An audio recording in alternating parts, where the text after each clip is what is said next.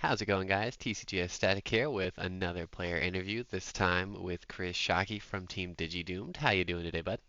Pretty good. How about you? Doing good, doing good. You getting excited for finals? Yes, very much so. Right around the corner, just a day away. Yep, super excited. All right. So got a few questions for you here. Nothing too hard, but we'll start off easy anyways. So for the finals, which of your prizing is the favorite? It's got to be the deck box. All That's right. my favorite thing by far. I love the all the different compartments, able to put everything that you need in together, and Mm-hmm. it's just like a one-stop shop for keeping all your stuff together. They I have are super different clean. ones.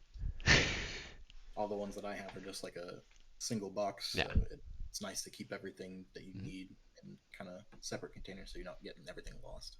absolutely. And yeah, they are, just from looking at pictures and what Ari showed me, they are super fantastic. Oh yeah, they look I, super I good. can't wait to get mine too. All right, so moving right along, did having the season structure in play changed how you approached our regular events? I know you play in a lot of them, if not all of them. Yeah. I once the series was announced, I tried to make it a point to make it to almost every single Mhm. one, just because of the incentive to play as many as you can, get as many points, and be Mhm. at the top of the leaderboard. So it was a good source of, I guess, play for me because I don't have any locals. So it's always nice Gotcha. to come by and have something to do throughout the week, especially 2 days a week. Very nice. So, Gotcha. but it was definitely, um, uh, I would say, influencing my deck list choice Hmm. because there was some times where I just want to play something for fun, but knowing that it was part of a series, I would try to play something a little bit more meta tuned. Okay.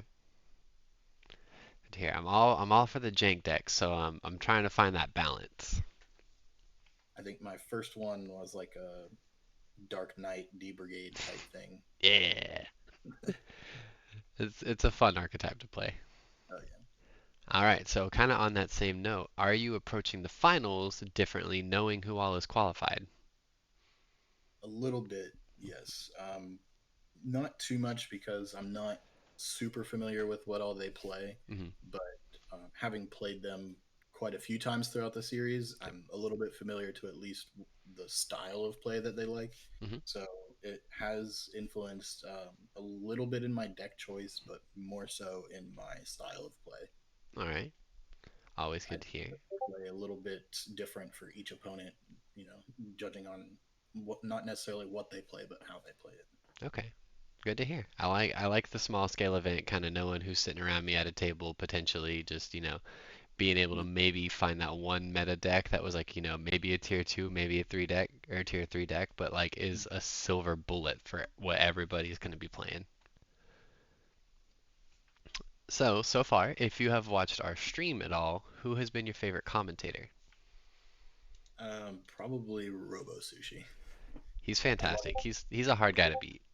yeah, I watched quite a few, or probably just a few, not too Mhm. many, but I have the ones that I've watched were definitely Robo Sushi being my favorite. All right, good to hear. We love him. We love him here, so we love that y'all love him. So, in that same vein, has having access to the stream, the VODs from the stream, and those finals matches helped improve your play by watching matches that you played that were recorded? Uh, yes, that's I think that's probably one of the biggest things that actually helps me and in general helps a Hmm. person grow as a player is being able to go back and watch what kind of mistakes you made, what kind of Yeah. better plays you could have made, kind of things like that. So I love going back and watching if I ever make it to the finals, going back and watching Yeah. the finals matches and watching my own VODs and seeing what I could have done differently, or if I had made a mistake and how Hmm. I can correct that in the future. Absolutely. It's one of the hardest things to do, especially in card games, is to look at yourself, in that mirror and acknowledge what you did wrong. Yeah, Because at the moment you might have thought it was right, and your instinct is just to defend that, even though yeah, it's good to take a step back and be like, okay, here's what I could have done differently, or here's the moment where things got out of hand, depending on the kind of deck you play. I'm a control player, so that's my point that I always look for is I'm like, when did things start spiraling? yeah. I'm the same way. Absolutely. So, any advice for somebody trying to qualify for the season two finals? I would definitely try to keep an eye on the meta, Hmm. uh, because you never know what, like you said, what kind of silver bullets are out there that can be just meta destroyers. Hmm. So there's always something that's going to be different. There's always something that's going to be better, and you just need to know how to play against it. Because because a deck is necessarily tiered higher or quote better than your deck doesn't mean you can't always win against it. So I Hmm. would definitely keep an eye on the meta and watch the VOD reviews because that's always how you would progress further. All right, solid piece of advice there. And then a final question for you. Mhm. Is there anything you would change, add, subtract from either the regular season structure or the final structure that you've seen so far? Um, Me personally, I would probably like to see a little bit more like card pricing, pack Okay. pricing. I love the like the boxes and all the mats and extra necessities that we get from it. But I also love the opportunity. Always love the opportunity to get new cards. So if that was, I know we had a couple of them in the past, but not everybody always wants to go for those. So Yeah. it's it's just kind of an if and when thing. Yep. But that's something that I like personally. Oh yeah, no, it's something we've looked at. It's hard. It's something you kind of want to jump on like right as a new meta gets there, or like Yeah, as a new set gets there.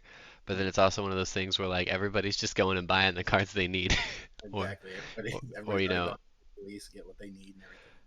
I don't want to say it's fully stable, but now that like the product has like kind of stabilized in the English version, it's just like everybody just gets what they need, and then it's just everybody's chasing all tarts. Yeah, So, alrighty, boss. Well, we wish you the best of luck tomorrow, and thank you so much for stopping by and chatting with me. no problem. Thank you. Absolutely, guys. Look forward to those finals tomorrow, so we'll all see you there.